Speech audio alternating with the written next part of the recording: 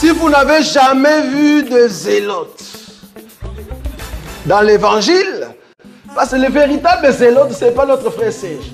Moi, je suis un premier zélote. Amen. Amen. Amen. Est-ce que tu peux acclamer par le nom de Jésus?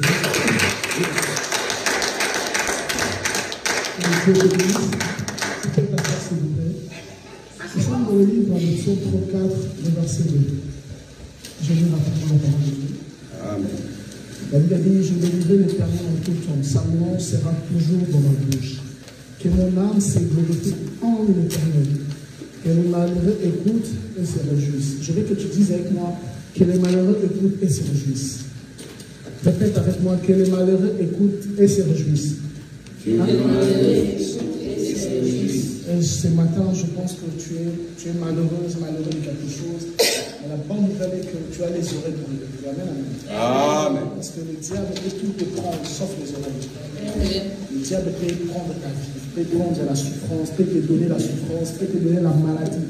Et la seule chose que le diable ne te touchera pas, ce ne sont que les oreilles. Amen, amen. Amen. Parce que tu n'as que les oreilles en train d'écouter. Mais avant ça, le matin, là où j'étais, j'ai parlé de la rencontre.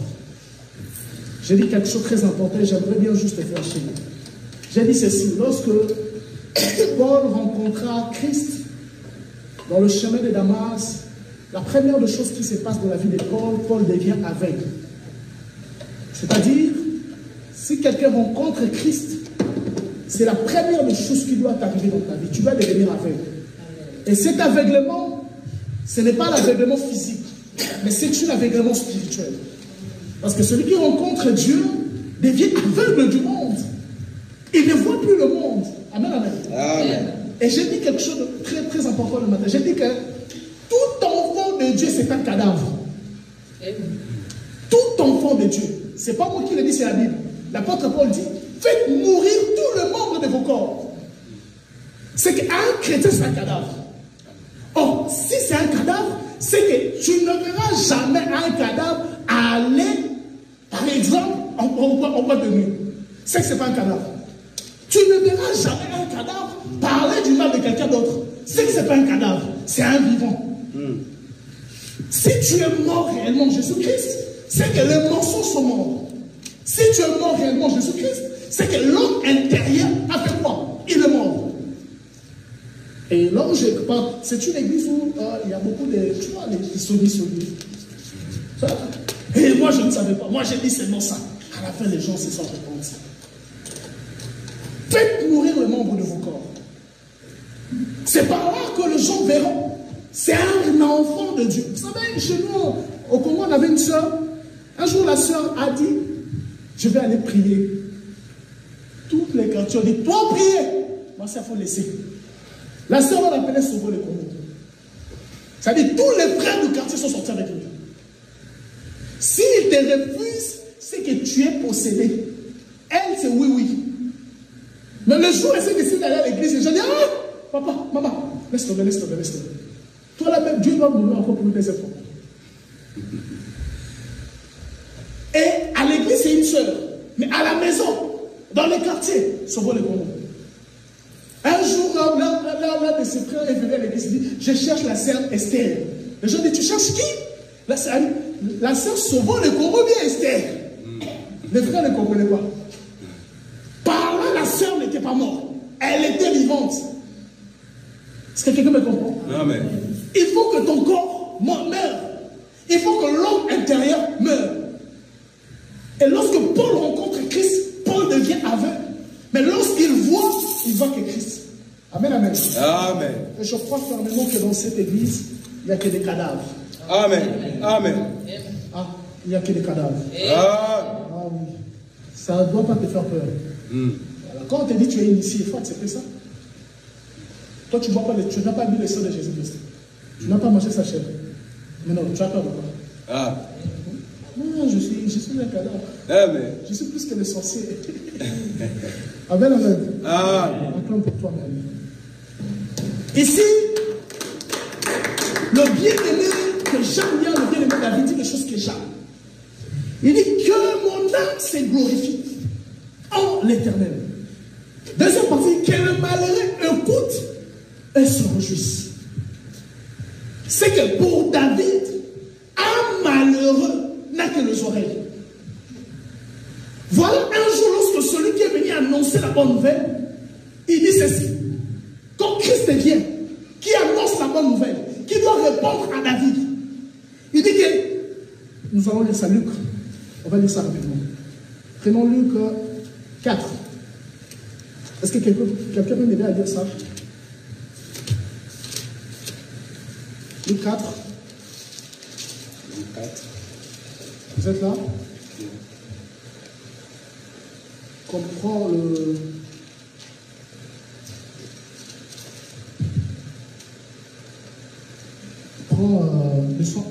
Prends le son encore, prends à partir, excusez-moi. Excusez-moi. Là où Christ dit, l'Esprit du Seigneur est sur moi, il m'a envoyé. Est-ce qu'il y a des lecteurs de 18? Il y a 4, 18. Ok. Est-ce que quelqu'un peut lire ça? Et nous lisons le nom de Jésus. L'Esprit du Seigneur, lit 4, le verset 18.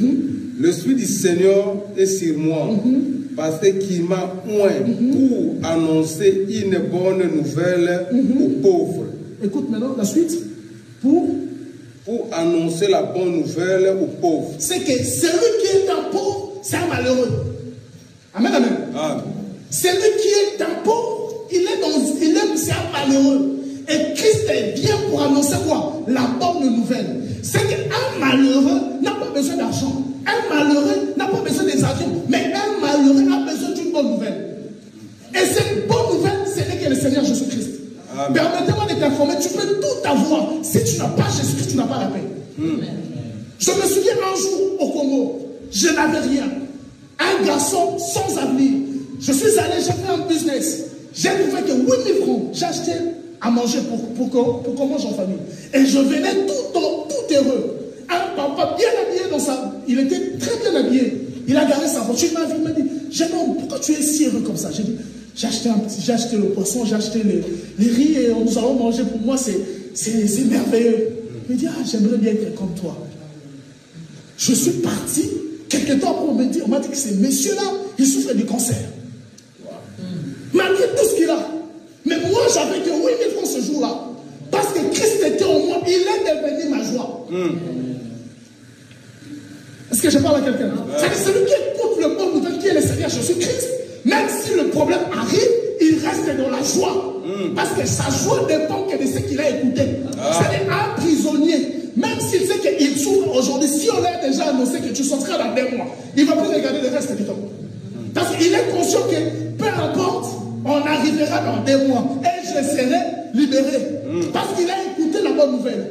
Et ce matin, je t'informe qu'il y a la bonne nouvelle qui est pour toi. C'est le Seigneur Jésus-Christ. Tu as choisi la bonne part, c'est de le servir. Je t'informe que tu as choisi la bonne part, c'est de suivre Jésus-Christ. Puisque tu suis Jésus-Christ, permets-moi de te rappeler que Jésus ne ment jamais. Trouve-moi une écriture, il a menti à un homme. Ça n'existe pas. Et je suis sûr et certain qu'il ne te mentira pas. Amen. Et il ne va jamais se repentir pour toi.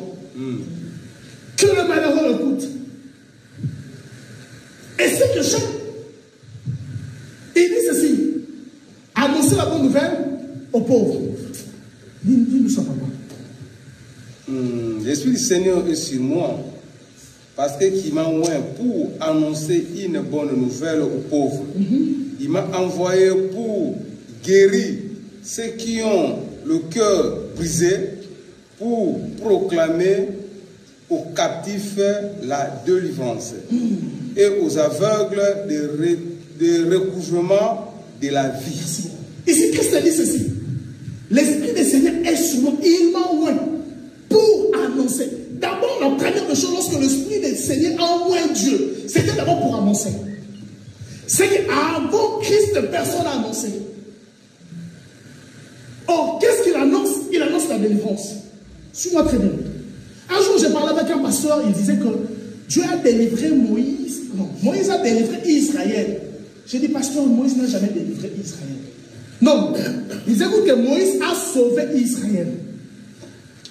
C'est-à-dire, quand il les a fait sortir dans l'Égypte, il les a sauvés. J'ai dit, non, pasteur, Moïse n'a jamais sauvé. C'est comment ça? Mais ce qu'il a fait là, c'est pas sauvé. J'ai dit, pasteur, il n'a pas sauvé. Il faut écouter d'abord. Avant ça, on parlait sur le bâton de Moïse. Il a dit que, voyez comment le bâton de Moïse. Moïse jeta son bâton devient. Et avala les sapins les pharaons. J'ai dit, parce que ça, c'est la télévision que vous regardez. Ce n'est pas le bâton de Moïse qui jeta. Ce n'est pas le bâton de Moïse qui avala le bâton des magiciens de Moïse, des pharaons. Amen, amen. Parce que quelqu'un peut croire à ça. Vous ne croyez pas à ça? Non, ce n'est pas le bâton de Moïse, c'est le bâton d'Aaron. Moïse n'a jamais utilisé son bâton en Égypte. Et on parlera de ça sur le bâton de Moïse. C'est le bâton d'Aaron. Il ne faut pas regarder les films que vous regardez là. Hein? C'est le bâton d'Aaron. Moïse va dire, Dieu va dire à Moïse, tu diras à Aaron de jeter son bâton. Moïse a jeté son bâton devant Dieu. Mais lorsque Moïse arrive en Égypte, c'est Aaron qui jette. Pourquoi? Parce que Dieu dit à Moïse, je te ferai Dieu. Ok? Et Aaron, je le ferai prophète. Or, Dieu, pour passer faire quelque chose, il passe toujours par des hommes. C'est que lorsqu'on voit Moïse, on voit Dieu. Lorsqu'on voit Aaron, on voit un prophète. C'est que c'est un prophète qui doit répondre aux besoins du peuple. Amen, amen. On parlera de ça. Voilà pourquoi Dieu a choisi Moïse peuple. Ni koukouma. Dieu l'a fait exprès. Parce que Dieu est bête. Si tu veux écouter Dieu, tu ne comprendras pas. Il faut qu'un homme t'explique les bégaiements de Dieu. Amen. Amen, amen. Et cet homme, ce sont des ministres. Amen, amen. On parlera de ça, on reviendra sur ça. Alors, j'ai dit, parce que non, il ne faut pas regarder les films, parce qu'il faut lire la Bible. Alors, oh non, Dieu a sauvé Moïse, a sauvé le peuple avec Moïse. J'ai dit, non, non, non. Si Moïse a sauvé, Christ ne va plus sauver. Moïse a délivré, mais Christ nous a sauvés. Parce que lorsqu'on parle de sauver, on voit le salut. Or, le salut n'est que venu par Jésus-Christ. À part Jésus-Christ, aucun homme n'a ramené le salut. Quand je l'ai passé, elle a dit, tu as raison, hein, tu as raison. Je dis, je n'ai pas raison, c'est la Bible qui a raison. Je ne cherche pas à avoir raison. C'est les Écritures qui doivent avoir raison. Je ne me glorifie pas. Alors, Christ vient pour sauver. Ça veut dire que le peuple a été dans l'écoute, d'écouter la bonne nouvelle. Et celui qui apporte la bonne nouvelle, ce n'est que le Seigneur Jésus-Christ. Et lorsqu'il arrive, ça dit, les sacrificateurs lisaient Esaïe, mais sans Luc, sans toucher cette écriture-là, sans toucher et cette écriture où Christ dit, l'Esprit du Seigneur est sur moi, il m'a ouvert. Ça dit, il lisait et il passait. Mais lorsque la parole s'est accomplie dans les temps convenables, aïe, aïe, aïe, aïe. J'aime une chose, Dieu a accompli des choses dans les temps convenables. Si les choses ne sont pas arrivées, c'est que le temps n'est pas encore convenable. Et lorsque le temps convenable est venu, Christ va dire, l'Esprit du Seigneur est sur moi. C'est-à-dire maintenant là, cette écriture est accomplie. Et maintenant que le malheureux écoute et fait quoi? Se réjouissent. Depuis Luc, c'est-à-dire depuis cette écriture-là, jusqu'à aujourd'hui, nous sommes dans cette étape d'écouter et de se réjouir. Et ce matin, tu vas écouter et tu vas te réjouir. Nous allons lire une dernière écriture. Prenons Jean 11.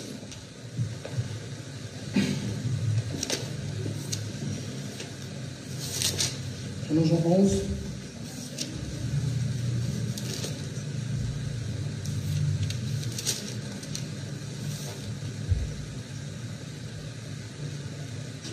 Vous êtes là? Amen. Prenons Jean 11, le verset 4. Est-ce que quelqu'un nous aide à lire? Jean 11. Le verset 4. Jean 11, le verset 4, nous lisons le de Jésus. Après avoir entendu cela, Jésus dit, cette maladie n'est point à la mort, mais elle est pour la gloire de Dieu, afin que le Fils de Dieu soit glorifié par elle.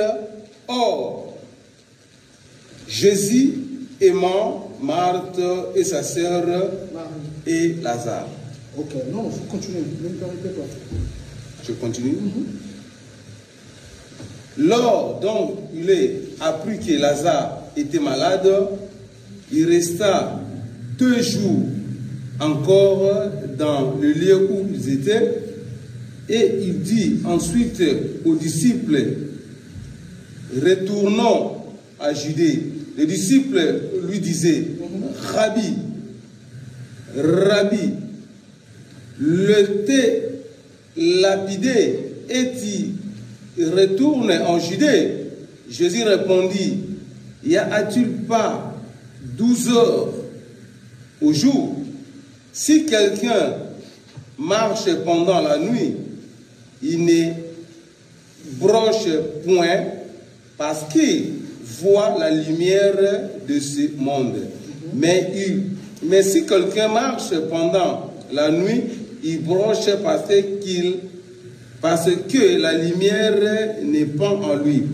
Après ces paroles, il a dit, Lazare, notre ami, dort, mais je vais le réveiller. Le disciple lui dit, Seigneur, s'il dort, il sera guéri. Jésus avait parlé de sa mort, mais il croyait qu'il parlait de assoupissement du sommeil. Alors Jésus leur dit ouvertement, Lazare est mort. Et Amen. Amen. Je t'informe des informations sur cette écriture. Le premier à avoir tué Lazare, c'est Jésus-Christ. Amen, amen. C'est lui qui a tué Lazare, c'est Christ. Amen, amen. Je t'ai avancé bien, c'est bon déjà. On lui dit que ton ami est malade. Parce que Jésus-Christ, même Christ avait un ami, c'est Lazare. Amen, amen. Et la Bible est précise, il aima Lazare. Mais on lui dit que la personne que tu aimes là, il est malade. C'est qu'il savait que Christ allait faire quoi? Il est guéri. Mais qu'est-ce qu'il fait? Il reste encore 2 jours. C'est que pour Christ, Lazare va mourir. Amen, amen. C'est-à-dire, si les choses n'arrivent pas, allons dire merci à Dieu. Parce que Christ a fait des résurrections où quelqu'un est mort aujourd'hui, il est ressuscité aujourd'hui. Mais il n'a jamais fait la résurrection de quelqu'un qui est mort après 3 jours. Et pour Christ, ça tombe bien que Lazare doit mourir et faire encore 3 jours. Je parle à quelqu'un? Amen. Et par là, je veux dire à quelqu'un, je l'ai toujours dit et je le répéterai, si tu es un enfant de Dieu et que tu marches correctement avec Dieu et que les choses t'arrivent, alors dis merci à Dieu. Amen. Parce que derrière ce qui t'arrive, il y a quelque chose certainement qui est resté. Amen. Parce que je n'ai jamais vu. Vous savez, Dieu, c'est quelqu'un des plus compliqués. C'est-à-dire, je prends l'exemple simple pour vous expliquer. Lorsque celui qui construit la maison, comment on l'appelle? Le maçon. Non, un architecte. Il doit construire la maison. Qu'est-ce qu'il fait? Il cache. N'est-ce pas? Pourquoi il cache? Pour que les gens ne voient pas ce qu'il est en train de faire. Amen, amen. Parce que les autres peuvent voler son idée. Il le cache. Or, la Bible dit que Christ, notre vie, nous sommes le temple de qui? De Dieu. La Bible dit que cette bonne œuvre que j'ai commencé avec vous, je la rendrai parfaite. C'est que Christ est Dieu, c'est un architecte parfait. Amen, amen. C'est-à-dire, qu'est-ce que l'architecte fait? Il cache, il construit petit à petit. Les gens vont venir vous insulter. On peut s'il a raté. Non, il ne faut pas regarder ça. Il faut attendre d'abord. Ce n'est pas encore fini. Les jours où ils vont enlever ça, c'est par là que les gens verront la beauté de ce qui était caché. Amen, amen. C'est ce que Dieu fait dans nos vies. Il nous cache. Pourquoi il nous cache? Afin que les hommes comprennent que le jour où je serai élevé, ça, ce n'est que Dieu qui peut faire ça. Amen. Et les hommes vont se mettre d'accord avec toi que tu es le choix de Dieu. Amen. Je parle à quelqu'un? Et ici, pour Dieu, il était de son souhait que Lazare meure. Et ce jour-là aussi, si tu lis bien l'histoire, lorsque Christ a dit, retournons, qu'est-ce que les disciples ont dit? On va te lapider, on te chercher pour te lapider. Maintenant, qu'est-ce que Dieu a fait? La Bible dit tout concourt au bien de ceux qui aiment Dieu. Nous allons voir ça. Il fait d'abord en sorte que Lazare meurt. C'est que l'attention de tout le monde sera sur Lazare. Amen, amen. Parce que quelqu'un est mort, donc il y a le veillé mortuaire. Donc on va plus s'intéresser trop à Christ. sur Lazare. Et par là, Christ viendra maintenant. Quand les choses t'arrivent, alors dis merci à Dieu. Et laisse-moi te donner une bonne nouvelle. Dieu ne ment jamais. Amen. Il ne ment jamais. Il ne trahit jamais. Fais-lui confiance, fais-lui confiance. Fais-lui confiance comme Daniel dans la fosse au lion. Il reste vrai avec Dieu. Qu'aucun problème te change la situation de nier Dieu. Jamais. Qu'aucun malheur t'éloigne de Dieu. Qu'aucune réalité, pour ton information, Dieu ne te tentera jamais au-delà de tes forces. S'il y a une tentation, c'est que tu as la capacité de vaincre cette tentation-là. Je parle à quelqu'un ce matin. Amen. Et ici, Christ vient. Il vient. Lorsqu'il arrive, Martin lui dit, oh, il est mort. Il dit, bon, il va être ressuscité. Martin va dire, non, non, non. Mais je sais, nous savons que au dernier temps, il y aura la résurrection. Et quand Christ vient, Christ dit, Lazare, sort.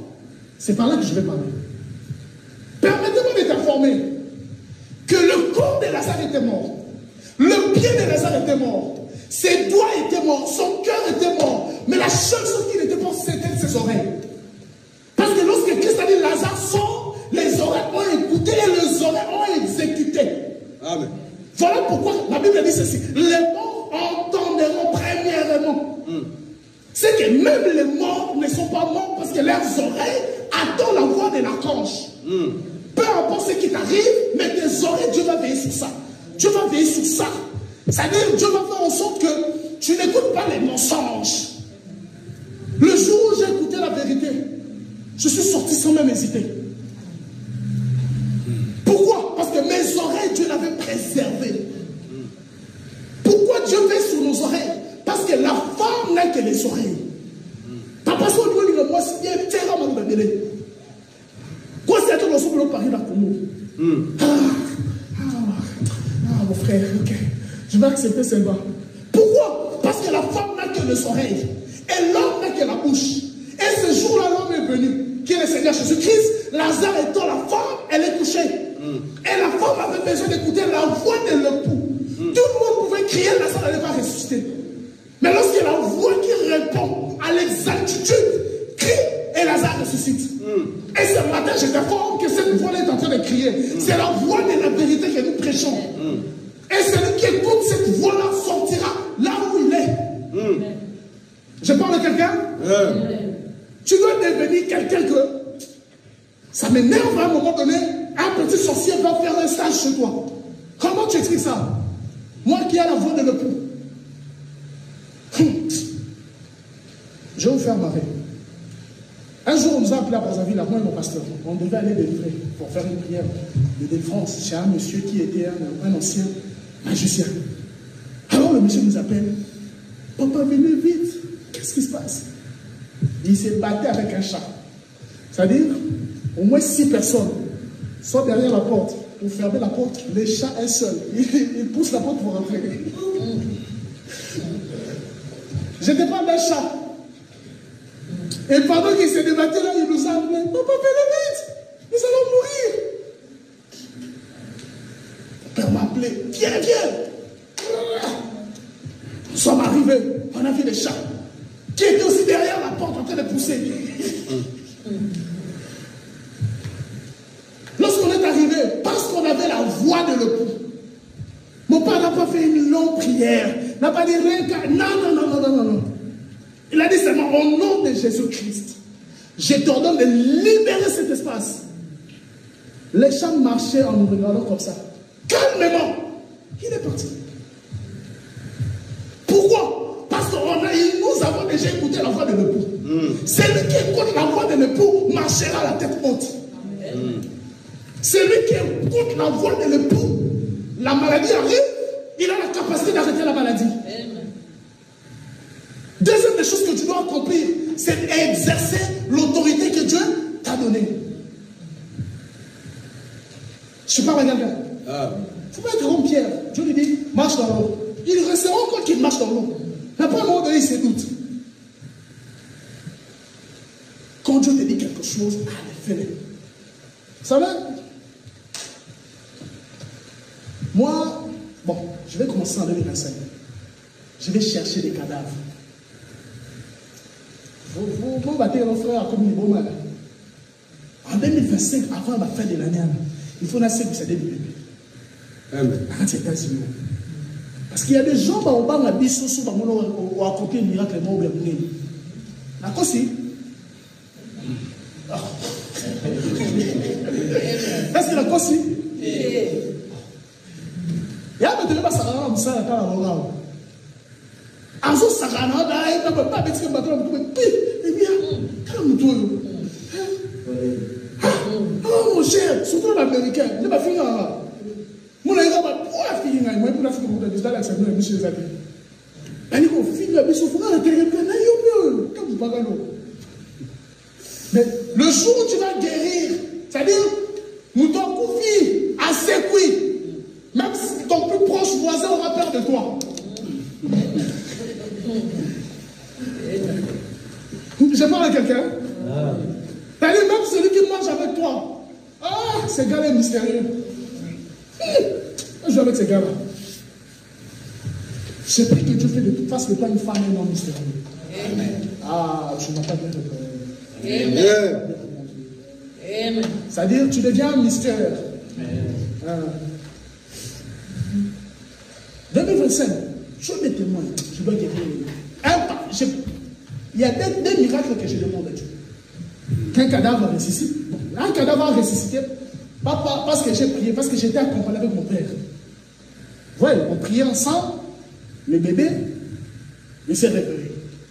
Ouais. Là, je ne peux pas dire que non, c'est. Je vais passer directement par moi, quand même. Je ne peux pas dire ça. Il y avait mon père qui était là, dans la porte. Mais je veux qu'un cadavre meure, je peux pour lui, il ressuscite. Deuxième miracle que je demande à Dieu, un albinos. C'est un miracle. Qui a déjà vu un albinos devenir normal?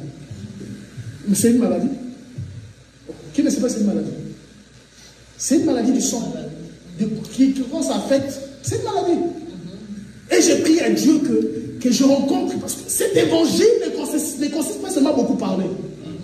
Parce qu'il y a des endroits où on n'a pas besoin que tu parles. Il y a des endroits où on a besoin que tu prouves. Il y a des endroits où on n'a pas besoin de dire, oh, les lions, on n'a pas besoin de ça. Quelqu'un qui est malade, tu lui dis les lions, il va faire quoi avec les lions? Quelqu'un qui est malade, tu lui parles des 4 vieillards, qu'est-ce qu'il va faire de ça? Mais il a besoin d'abord d'être guéri. Lorsqu'il sera guéri, ses oreilles vont écouter les 24 vieillards.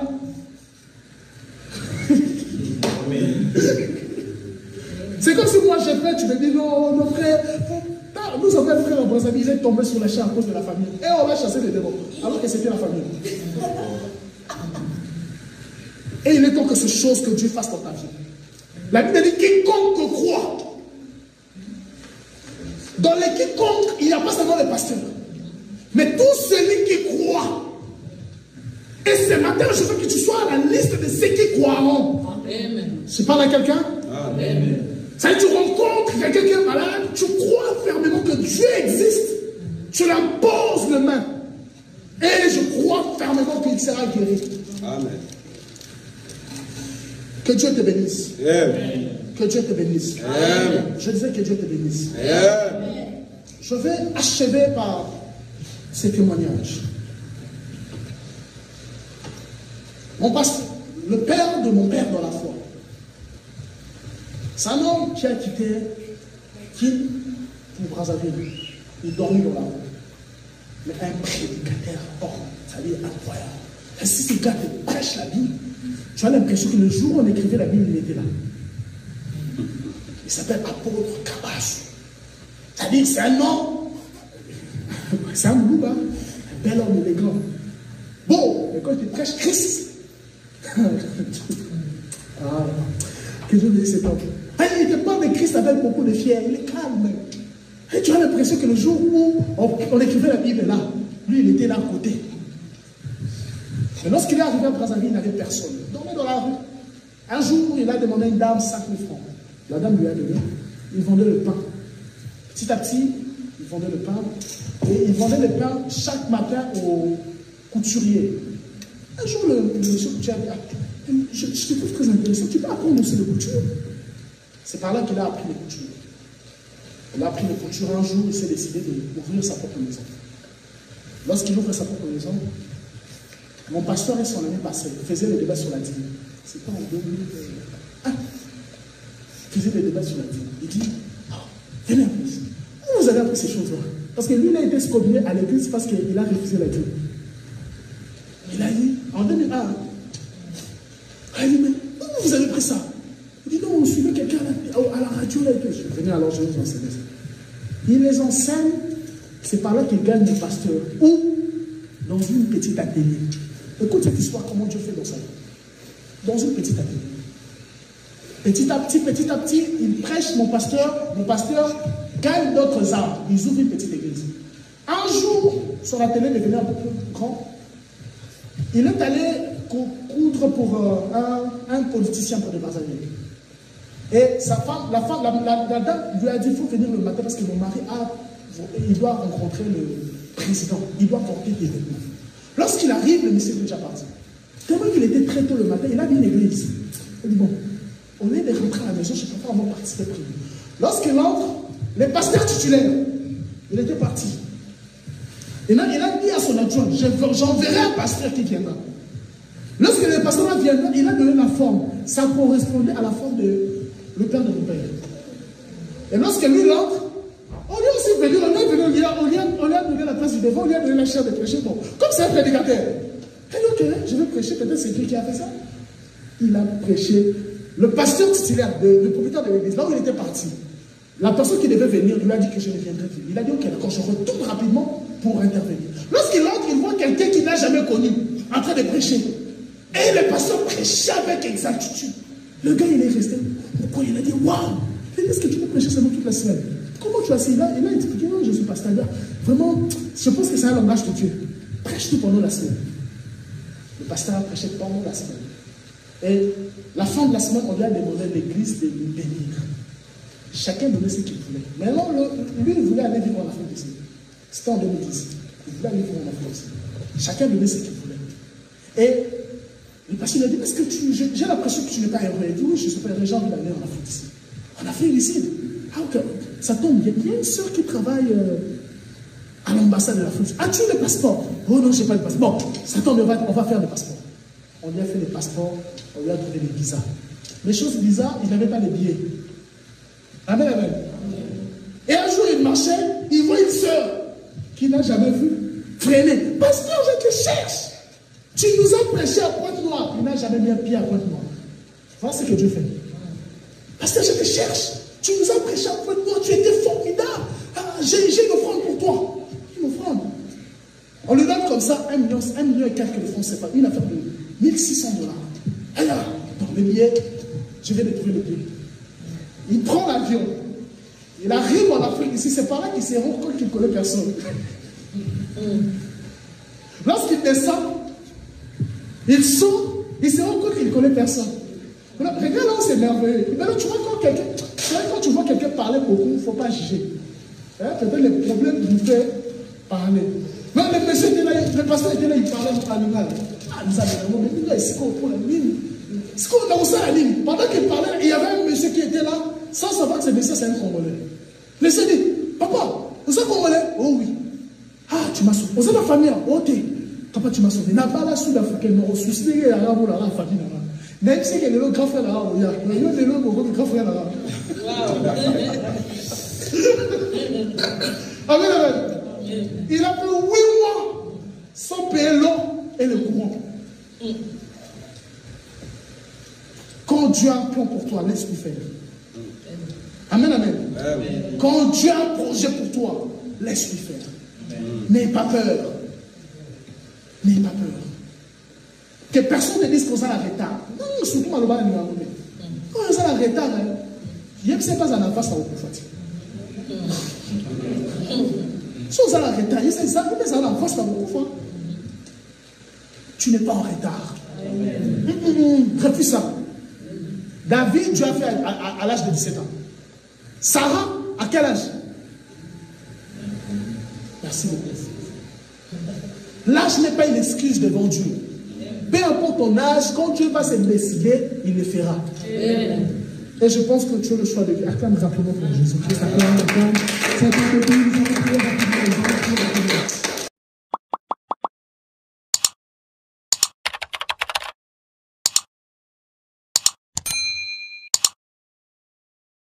Nazako matangai, nazako matangai, nga nazako matangai.